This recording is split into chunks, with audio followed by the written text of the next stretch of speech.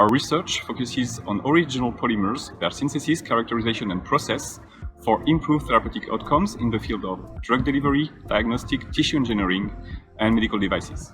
Cardiovascular diseases are the number one cause of death worldwide.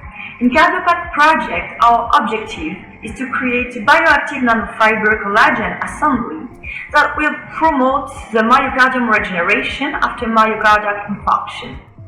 To address this issue, we have designed and synthesized a series of new degradable polymers to encapsulate growth factors by electrospinning in polymeric nanofibers.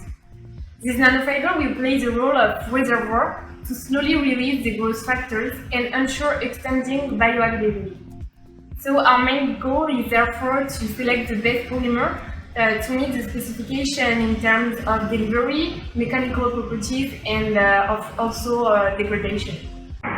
After association to the bioactive nanofiber to the collagen existing system, our partner will study the biofunctionality in vivo entropic model. They will select the patch that promotes best myocardial regeneration. We hope that the finding will help to find new therapeutic solutions for patients.